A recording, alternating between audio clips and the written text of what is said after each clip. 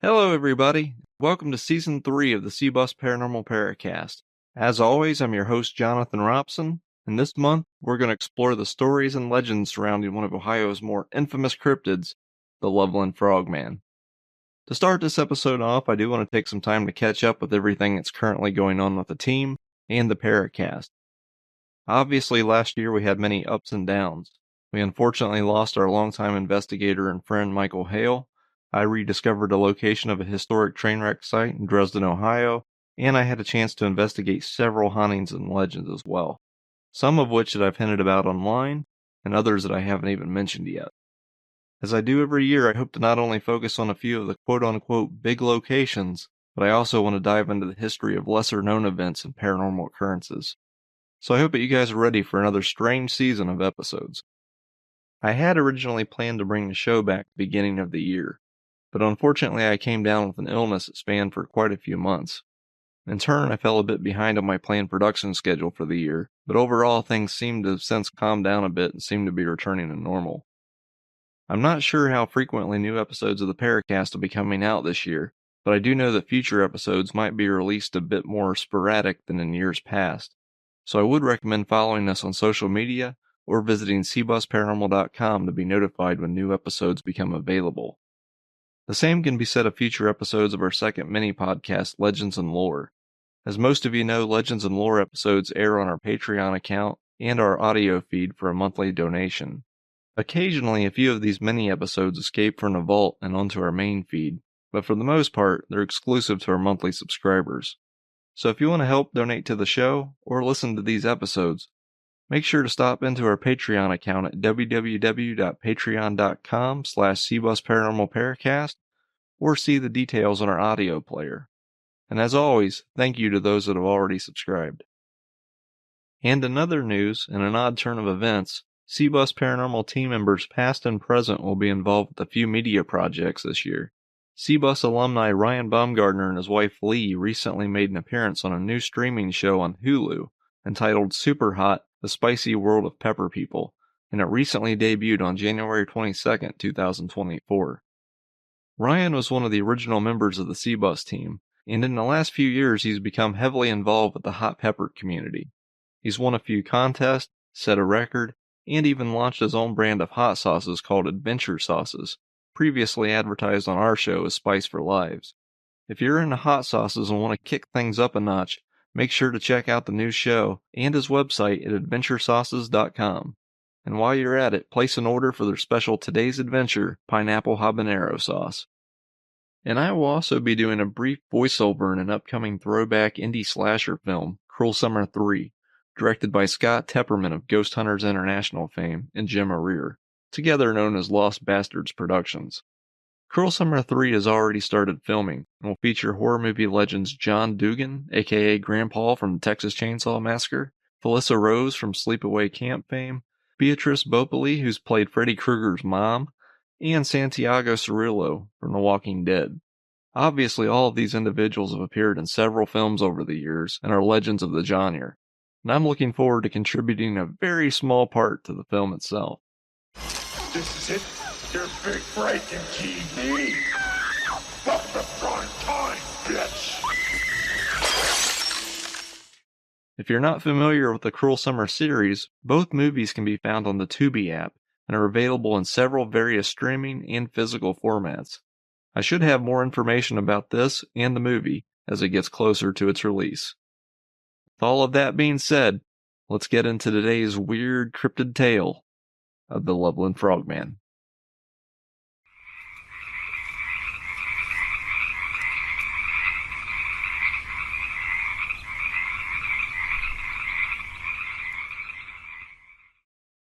Over the years, Loveland, Ohio has gained a reputation for being known as the sweetheart of Ohio, an area located within Hamilton, Clermont, and Warren counties in the southwestern part of the state, approximately 15 miles northeast of Cincinnati.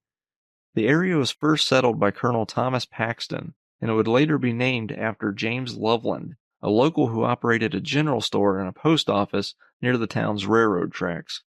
After a population boom in the 1950s, Loveland would eventually be recognized as a city in 1961.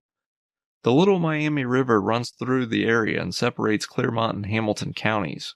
It would create a bit of a barrier between the counties until a bridge was constructed in 1872. The river itself would be the cause of notable floods that occurred in the area in 1913 and 1959, but the issue would be remedied in 1962 when a levee and a channel was constructed to reduce the possibility of major flooding. It's from the river's muck-filled depths that a story has emerged, and it's lurked in the minds of Loveland citizens since the mid-1950s. Local legend claims that a mysterious, humanoid amphibian has made the area its home, and it's believed to stand around 4 feet tall. The first reported sighting of what is now believed to be the Loveland Frogman occurred in May of 1955, when a traveling salesman was driving at night near Loveland, Ohio, and came across what he described as miniature humanoid frog-like men or creatures gathered together in the shadows near the road. The salesman would describe the creatures as having frog-like lips, bulging eyes, and deep grooves in their skin. Eventually, the salesman would get out of his car, because that seemed like a good idea, and allegedly stood by and observed the creatures for several minutes, who were seemingly unbothered by his presence. Once he was finally sighted by the creatures, he fled the scene, and he would report the event to the local police chief, thus making him the first of a handful of witnesses to ever claim to see the creature. There is limited information about this sighting available. However, an American UFOologist named Harry Leonard Stringfield, founder of Civilian Research, Interplanetary Flying Objects, CRIFO for short, and advisor to the National Investigations Committee on Aerial Phenomenon, would later publish reports of this incident. The following article was published in the CRIFO Orbit newsletter entitled Loveland No-Men in 1955, The Controversial Little Green Men and the Tingling Facts. Before the Hopkinsville Little Green Men story broke over the nation, CRIFO had silently gathered some unpublishable facts concerning such ogreish encounters near Cincinnati. As it is our policy not to publish names in connection with many of these events, we should like to cite a case involving a prominent businessman living in Loveland. Occurring several weeks ago, this person, who is a non-drinker and churchgoer, we must add these virtues, it seems, for credibility. Right. Saw 4 strange little men about 3 feet tall under a certain bridge. He reported the bizarre affair to the police, and we understand that an armed guard was placed there. A similar event supposedly had taken place near Batavia, east of Cincinnati. And a second story was also published by Leonard Stringfield in October of 1957, inside the Saucer Post, and it was a bit more detailed. About 4 a.m. on a March night in 1955, while driving through Branch Hill on his way to Loveland, the witness, referred to as R.H., saw in the beams of his headlights what appeared to be 3 men kneeling at the right side of the road.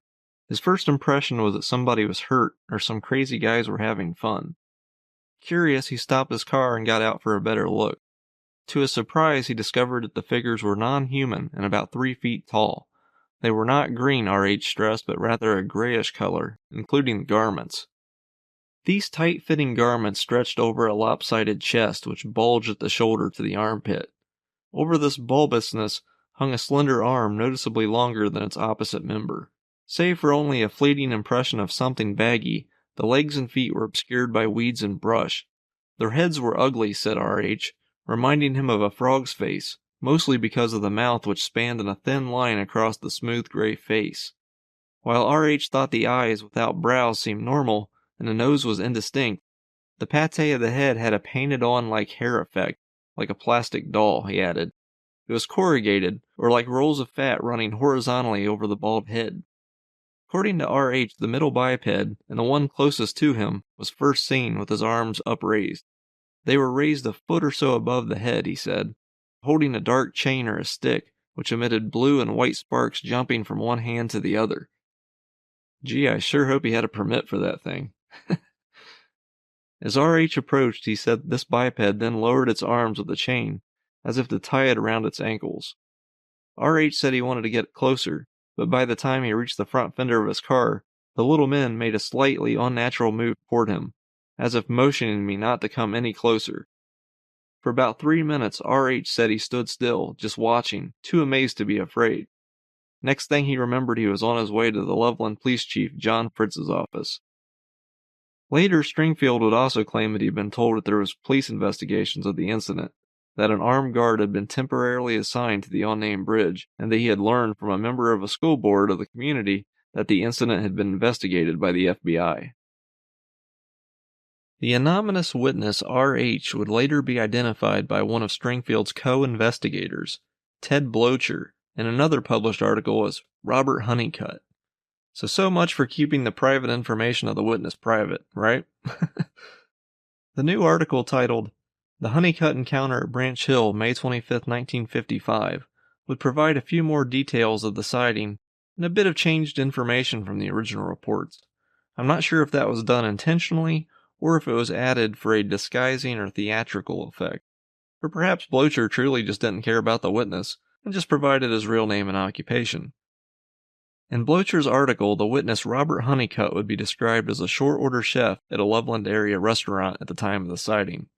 It was claimed that the sighting took place around 3:30 a.m. while Honeycutt was driving northeast on Madeira Loveland Pike. Prior incident was described again in detail, with an additional report that there was a strong penetrating odor as well, which is compared to a combination of fresh-cut alpha and a slight trace of almonds.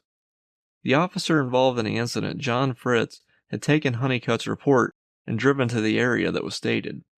Fritz stated that he drove to the area looking for evidence, but came away with nothing concrete, only a feeling that he might be the biggest fool in Loveland.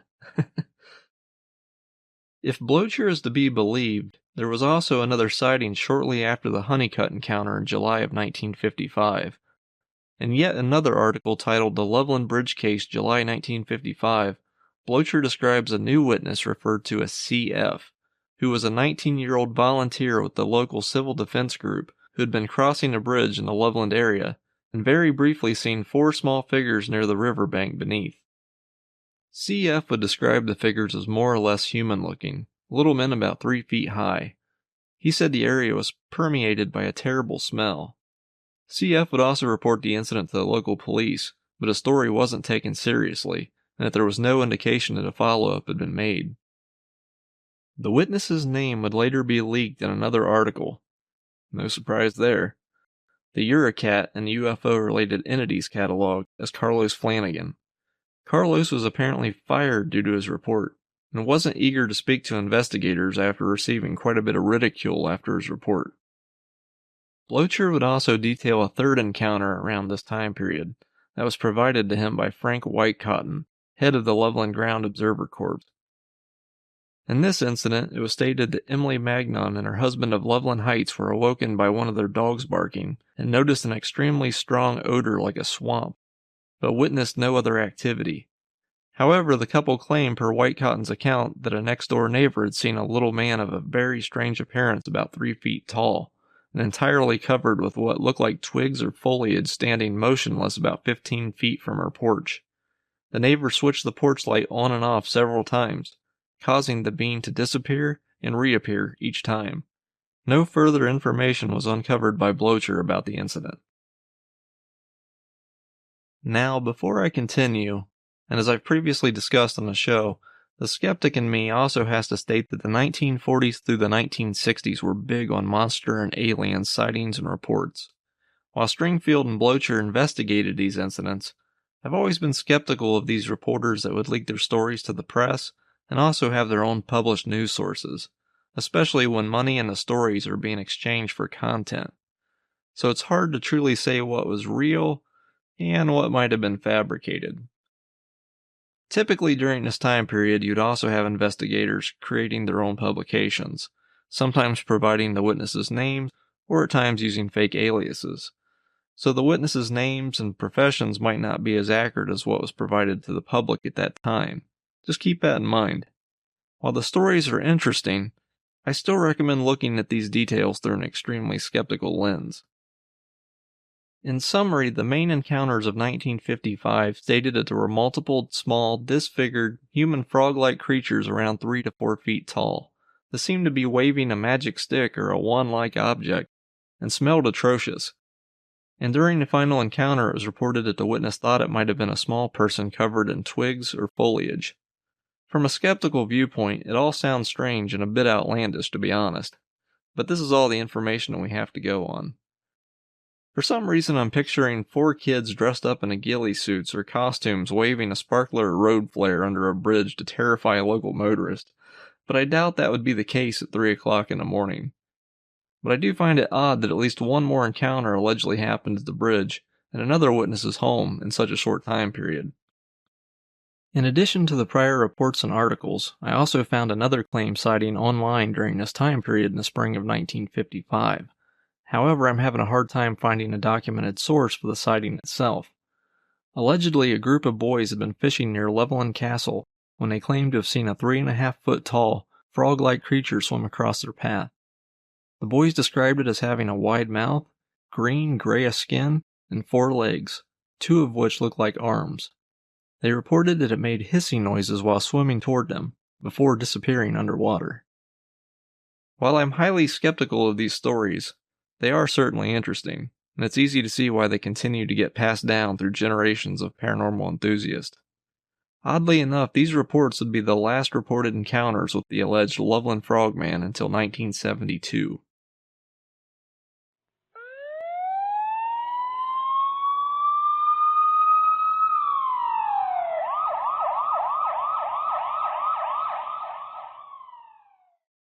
Eventually, after a 17-year hiatus, the menace would spread its fear and warts throughout the Loveland community once again in 1972.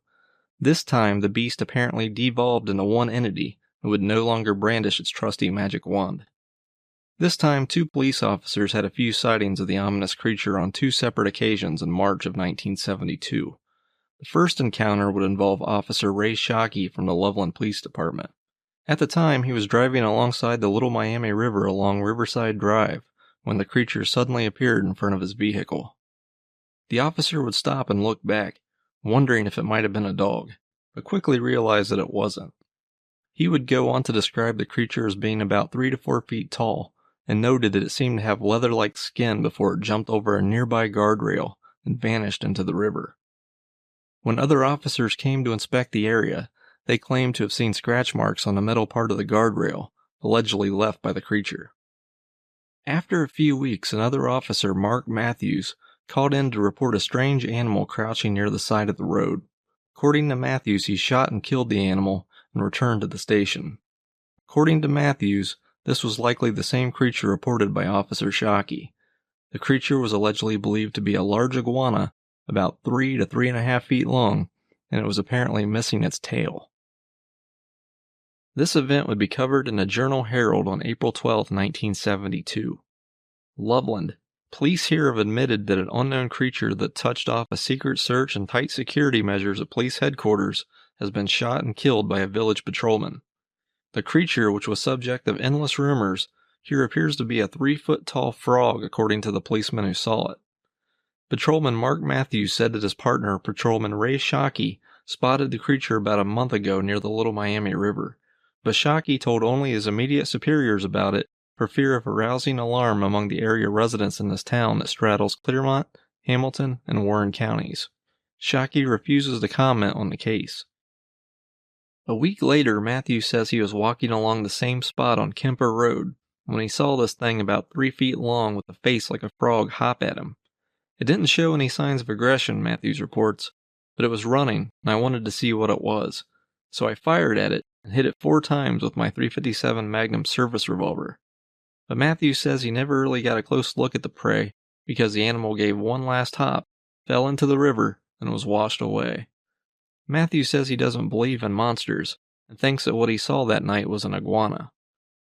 The week between the Shockey and Matthews sightings, the Loveland Police Department tried to keep the whole thing a secret, Matthews says, because we don't want to scare people, and anyway it would make the department look bad. Still puzzled after the animal was destroyed, the Loveland Police Department called in an expert consultant to the case. First, an artist made a composite drawing based upon descriptions supplied by Shockey and Matthews. The drawing was sent to Perry Wakeman, a zoologist at the Cincinnati Zoo, for analysis.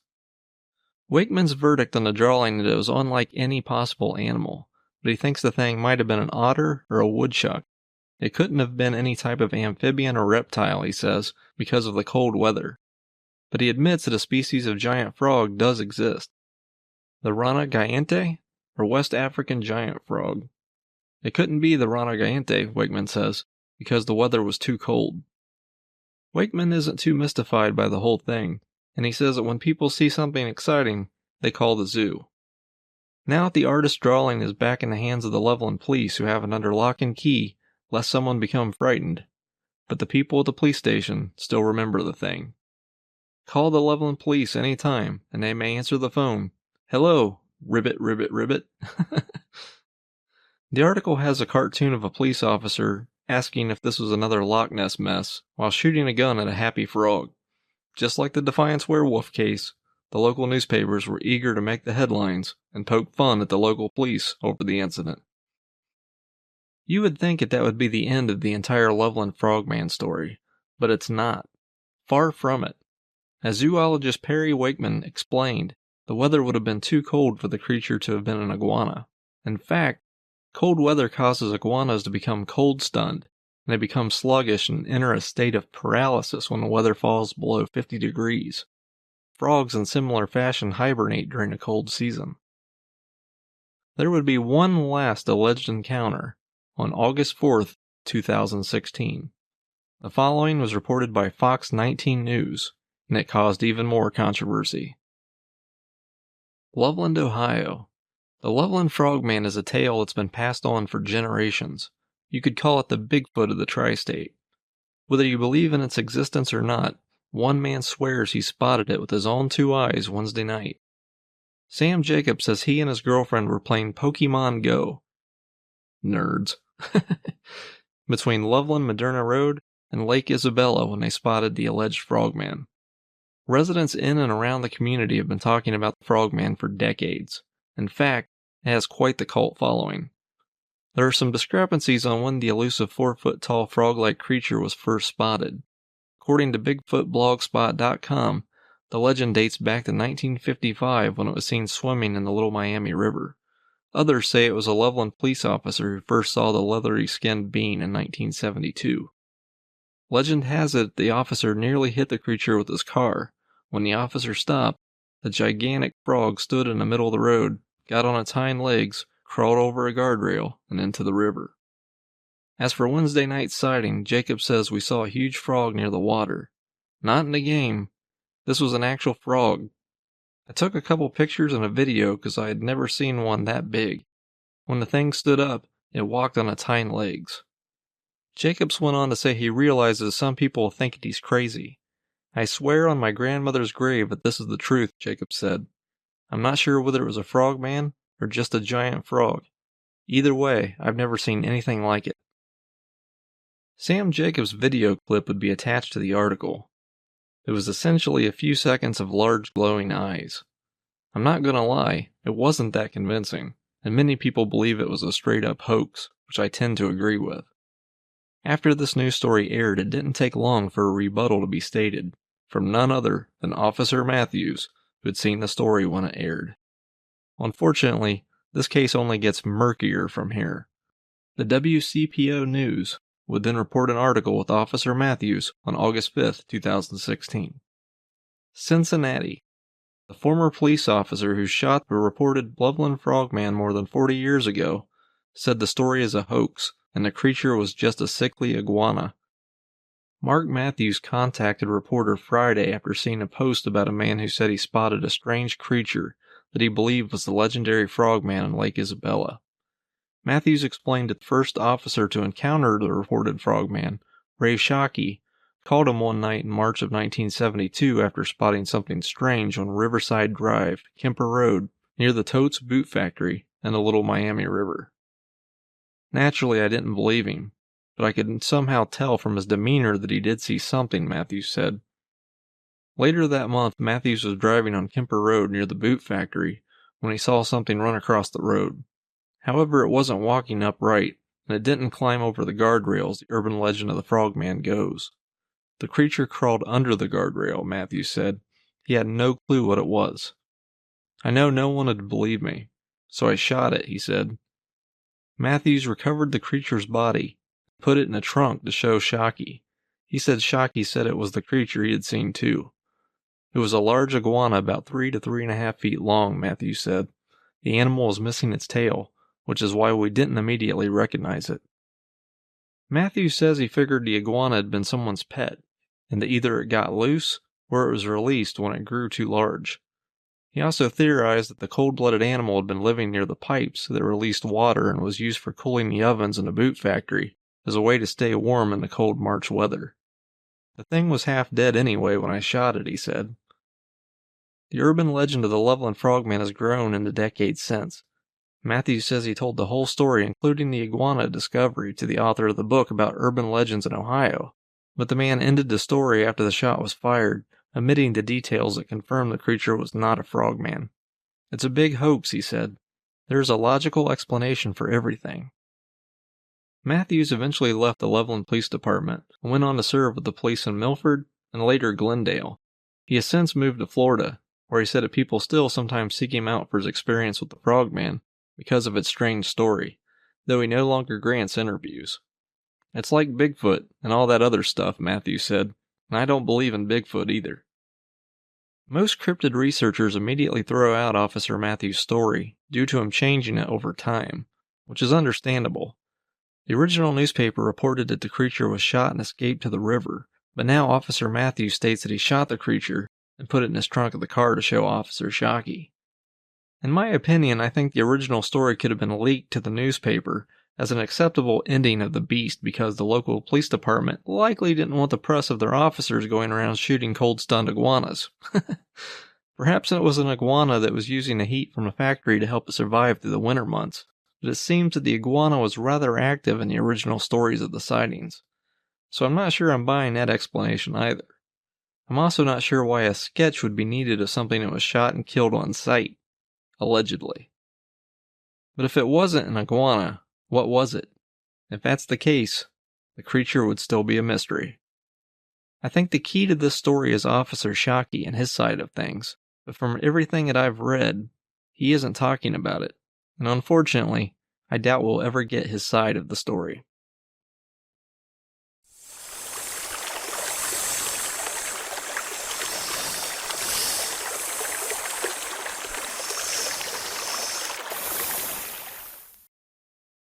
Over time, the Loveland Frogman has become an acceptable mascot for Loveland, Ohio, and a costume version of the Frogman randomly pops up at community events for the city's local residents. And to top it off, there's also a Loveland Frogman festival every March that draws in monstrous crowds.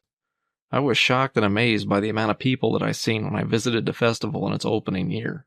It's truly an awesome time and experience. While the stories of the Loveland Frogman remain shrouded in controversy, and in some cases mystery, it's clear to see why the creature has developed quite a fan base over the years, and as I see it, it seems that the story and legend of the Loveland Frogman will live on for years to come. With that being said, thank you once again for listening to the show. If you liked it, please remember to share the show with your friends, or possibly leave it a review. It helps get the show out to more people and to help increase the show's visibility. As always, you can find our team on social media or through our official website, thecbusparanormal.com. Until we meet again next month, thank you for listening.